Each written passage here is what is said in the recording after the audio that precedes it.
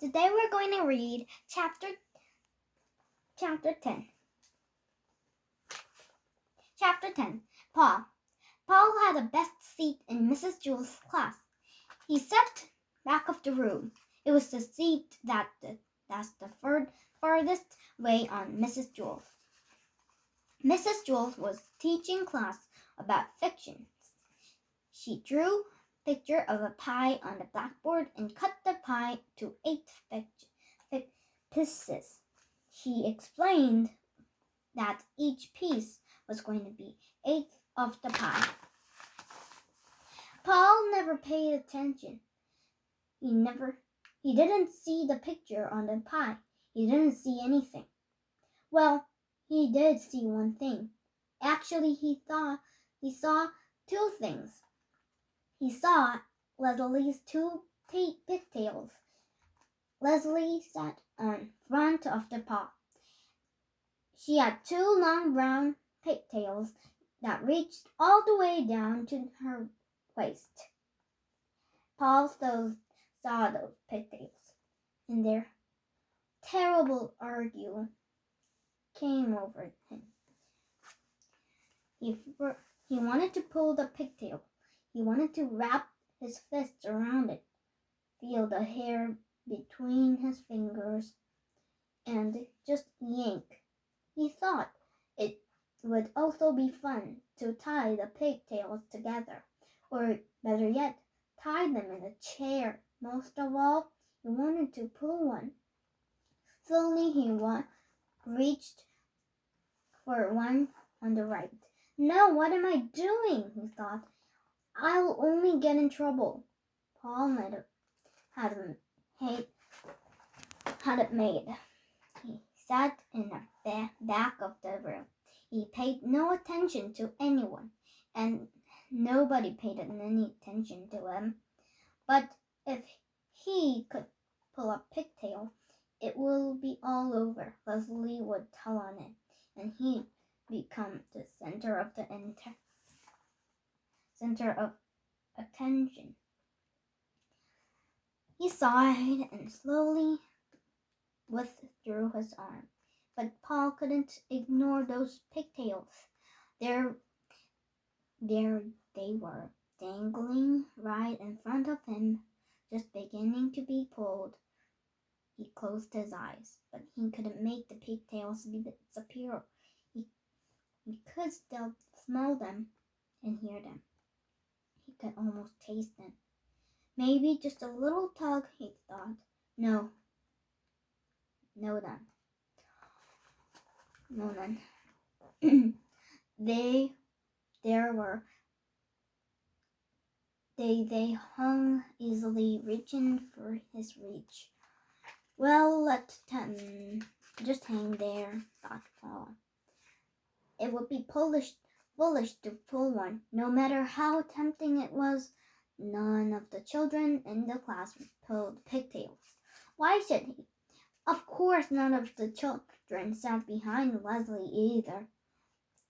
It was just a simple matter of being able to think clearly. That was all. Paul thought it over and decided not to pull one. It was as simple as that. Suddenly, he pulled his arm and shot forward.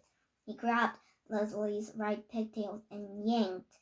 "Yeah!" screamed Leslie. Everybody looked at her. "Paul pulled my pigtail," she said. They all looked at Paul. I couldn't help it," said Paul. "You better learn how to help it," said Mrs. Jewell. She wrote Paul's name on the blackboard under the word discipline. "Tell Leslie you're sorry." "I'm sorry, Leslie," said Paul. "Humph," said Leslie. Paul felt horrible. Never again he would pull another pigtail. Except there was one problem. He wasn't still satisfied. He had to pull right one, the left one too. It was as he heard a little voice coming from the pigtail saying, "Pull me, Paul, pull me." "I can't," Paul answered. My name is already on the blackboard under the word discipline. No, big deal, said Pigtail. Pull me. No way, said Paul. Never again. Oh, come on, Paul. Just a little tug, argued the Pigtail. What harm could it do? Lots of harm, said Paul. Leslie will scream, and I'll get in trouble again. Boy, that's not fair, whined the Pigtail. You pulled the right one. Now it's my turn. I know, but I can't, said Paul. Sure you can, said the Pigtail. Just grab me and yank. No, said Paul. That is not right. Sure it is, Paul, said the Pigtail. Pigtails are meant to be pulled. That's what we are here for. Tell that to Leslie, said Paul. Leslie won't mind, said Pigtail. I promise, I bet, said Paul. Just like she didn't mind the last time. You just did pull hard enough, said the Pigtail. Leslie likes pulled really hard. Really? Asked Paul. Cross my heart, said Pigtail. The harder, the better. Okay, said Paul. But if you're lying, I promise, said the Pigtail. Paul grabbed the left pigtail. He felt good as his hand. He pulled as hard as he could. Ay-ya! Screamed Yeggley. Mrs. Jewel laughed. Paul, did you pull Leslie's pigtail again? No, said Paul. I pulled the other one. All the children laughed. Are you trying to be funny? Asked Mrs. Jewel. No, said Paul. I was trying to be fair. I couldn't pull one and not the other. The children laughed again. Pigtails were meant to be pulled, Paul concluded. Mrs. Jules put a check next to Paul's name on the blackboard under the word discipline. But at last, Paul was satisfied. True, his name was on the blackboard with a check on it too, but that was really better. All he had to do is stay out of trouble the rest of the day, and his name will be erased. It's easy to stay out of trouble when you have the best seat of the class. In fact, Paul could do this every day. He could pull Leslie's pigtails twice, then stay out of trouble the rest of the day. There is nothing Leslie could do about it. Suddenly, out nowhere, Leslie screamed, "Ah!" Mrs. Jules circled Paul's name and sent him home early on the kindergarten bus. Nobody will believe him. He hadn't pulled Leslie's pigtail again. Chapter 11. Dana. Dana had 4 beautiful eyes. She wore glasses, but her eyes were so beautiful that glasses only made her prettier. With 2 eyes, she was pretty. With 4 eyes, she was beautiful. With 6 eyes, she would have been more beautiful. And if she had 100 eyes all over her face, her arms and her feet, why, she could be the most beautiful creature in the world. But poor Dana wasn't covered in head to foot with beautiful eyes. She was covered with mosquito bites. Mrs. Jules picked up her yardstick and said, "Now it's for arithmetic." "Oh no, Mrs. Jules," said Dana. "I can't do arithmetic. I itch all over. I can't concentrate." But we have all the kinds of arithmetic," said Mrs. Jules. Addition is caring, addition is caring, caring is addition." "I don't care," cried Dana. "We have that too," said Mrs. Jules. "Now, stop carrying on. Dana whined. I can't, Mrs. Jules. It's too much. And I'm too thirsty, said DJ. I am tired, said Ron. I'm hungry, said Terence. I'm too stupid, said Todd. Mrs. Jules hit her desk with a yardstick. Everybody stopped talking. Mrs. Jules said, we're going to have arithmetic now. I don't want to hear another thing about this.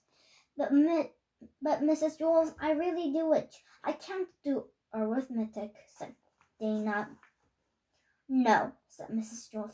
Arithmetic is the best known cure for an itch. How many mosquito bites do you have? I don't know, said Dana. Over 100. First, I tried to scratch one, but another one started to itch. So I scratched that one, and that one stopped, and another one starts. And I scratched one, and the itch moves down to the other one. It goes back and forth, back and forth. I can't just scratch them all. What you need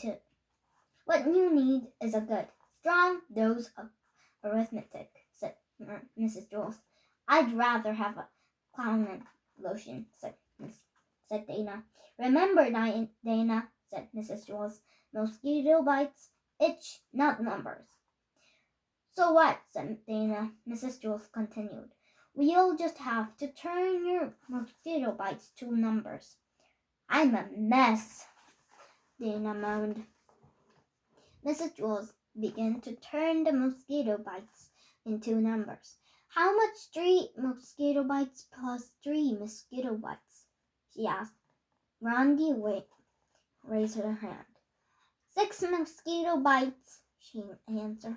How much is 6 mosquito bites minus 2 mosquito bites?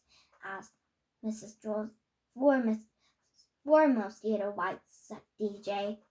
How much is 5 mosquito bites times 2? Asked Mrs. Jules. 10 mosquito bites, said BB. Very good, said Mrs. Jules.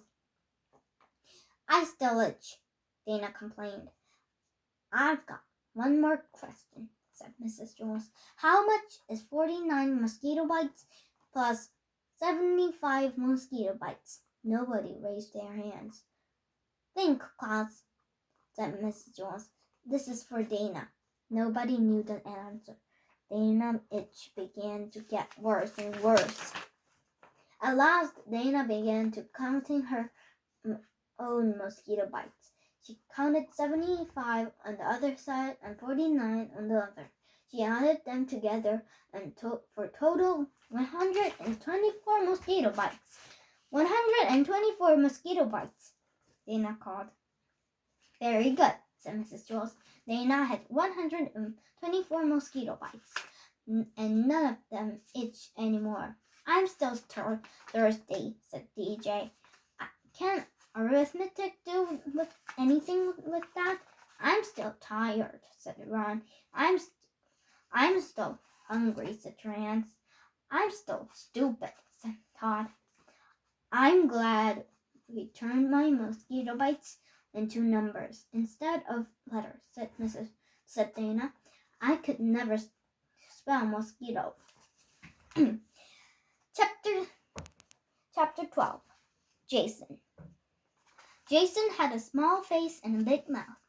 He had the second biggest mouth in Mrs. Jules' class, and they were an awful lot big mouths in the class. Mrs. Jules, Jason called without raising his hand. Joy is chewing gum in class. Joy has the biggest mouth in Mrs. Jules' class, and it was filled with gum. There was hardly even room for her tongue.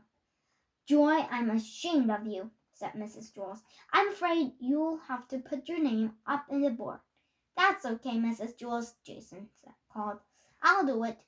Jason hopped out of his seat and wrote Joy's name on the blackboard under the word discipline. When he was gone, While he was up, Joy took his glob gown out of her mouth and placed it on Jason's chair. Rondi and Allison giggled. Jason walked back from the blackboard to his desk and sat down. "Mrs. Jules," he called, "I'm stuck." Rondi and Allison giggled again. Mrs. Jules was angry. "Joy, you're going home on the kindergarten bus today." "Oh, good," said Todd. "I have some company." Todd went home on the kindergarten bus every day. He couldn't never seem to make it to 12 o'clock without getting into trouble 3 times. His name wasn't even up on the blackboard yet. He knew that by 12 o'clock would be up, checked and circled. "Mrs. Jules, what am I going to do? I'm stuck." "I'm going to stay here for the rest of my life," said Jason. "Joy, tell Jason you're sorry," said Mrs. Jules. "I'm sorry, Jason," said Joy. "Oh, that's okay, Joy," said Jason. "I don't mind." "Try to get up, Jason," said Mrs. Jules. Jason tried. "I can't, Mrs. Jules. I'm stuck." Mrs. Jules asked 3 Erics to help. 3 Eric Fry, Eric Ovens pulled Jason. Eric Bacon held up the chair. "Stop!" cried Jason. "You ripped my pants." Rondi and Allison giggled. "All right," said Mrs. Jules. "I'll get some ice water. You should freeze the gum and make it less sticky. I'll go get some from Miss Mush." Miss Mush was the lunch teacher on Wayside School. She had a remarkable ability to undercook and overcook it on the same time. Her specialty was nice hot bowl of mud. She called it porridge. Jason looked at Rondi and Allison. "No, Mrs. Jules," he said. "Don't leave me. Besides, Miss Mush's ice water will probably warm." "No, don't be silly, Jason," said Mrs. Jules. "I'm sure it will be at least as cold as her soups." Rondi and Allison leered at Jason. "No, Mrs. Jules, don't go," begged Jason.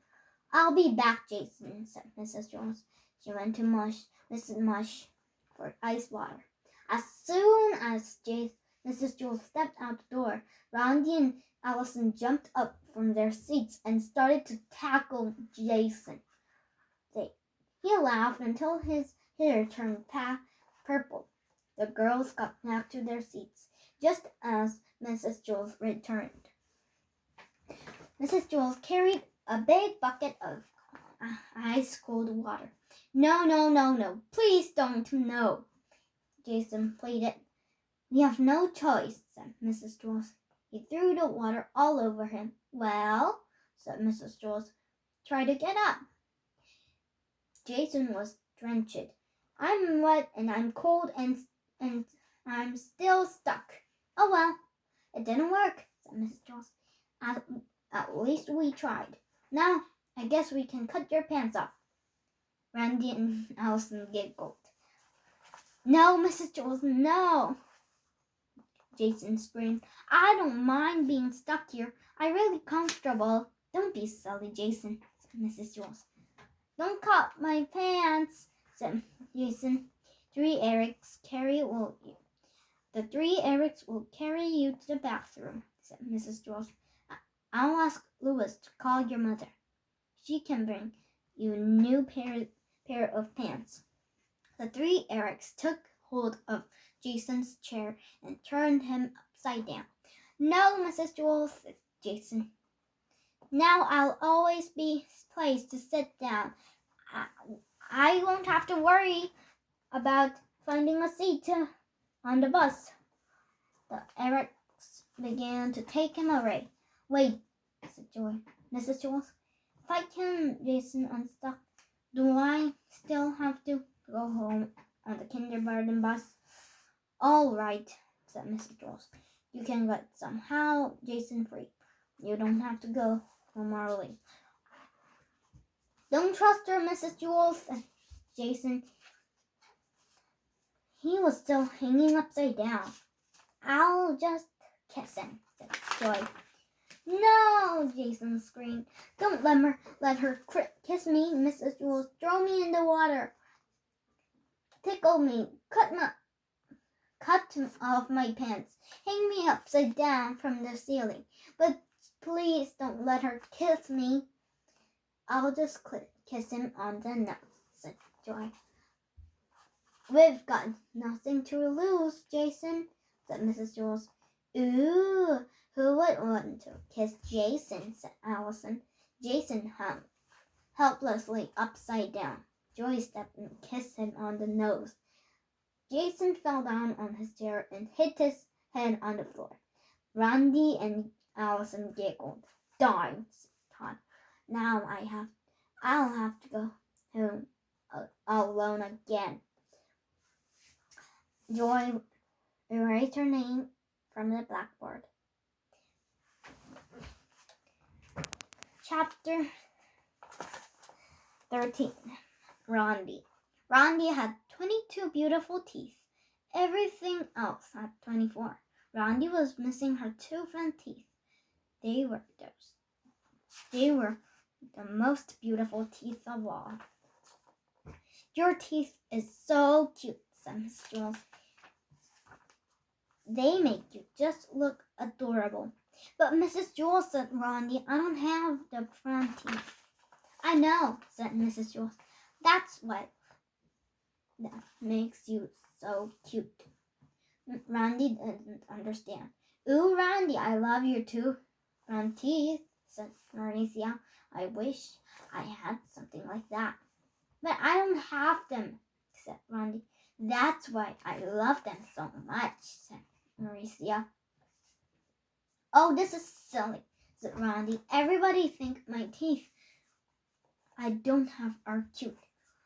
I am not wearing a coat. Don't you all love my coat? And what about my 3rd arm? I don't have one. Isn't it lovely? I love your hat, Randy, said Joy. I'm not wearing a hat, said Randy. That's what it makes you so interesting, said Joy. Don't you think so, Leslie? Oh, yes, Leslie. It's a very nice hat. Nice boots, too. I'm not wearing boots, Randy insisted. Yes, said Joy. Very nice boots. They go so well with your hat. What hat? Asked Randy. Yes, Leslie agreed. Randy showed excellent taste of wearing a hat and boots. They go so well together. Randy didn't have enough. She covered her head so nobody could see her hat. She put her teeth. She closed her mouth so tightly so nobody could see her 2 front teeth. Suddenly, everybody was sitting near her and began to laugh. What's so funny? Said Todd. The joke Randy didn't tell, said Jason.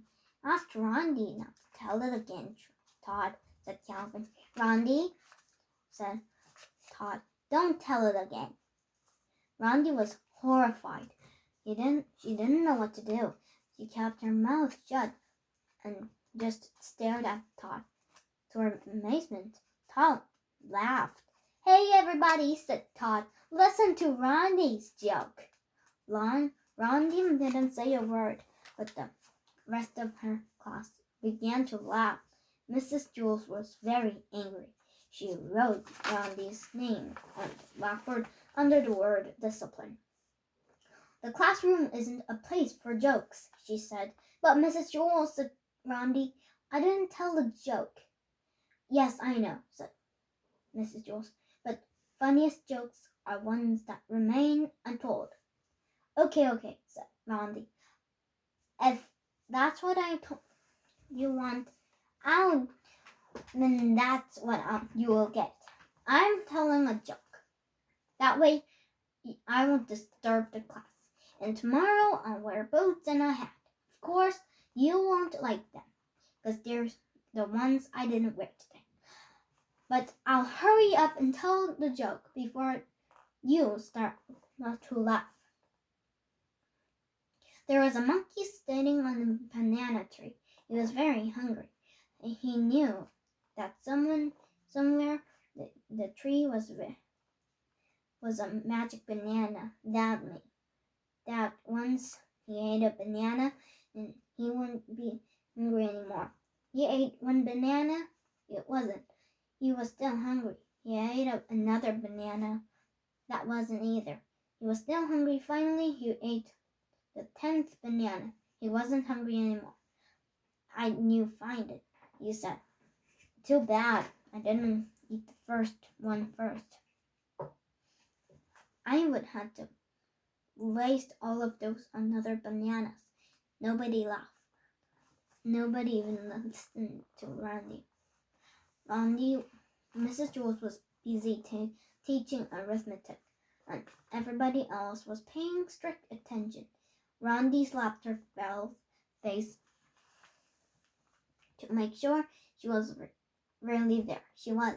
The bell rang for recess. Randy ran outside. She was very upset. Louis, the yard teacher, saw her. Why the frown, Randy? He asked. Come on, smile. Let's see your cute front teeth. Randy screamed. She socked Louis on the stomach and bit his arm on the missing teeth. And kind of bite hurts the worst. And this is the end of part 3. See you.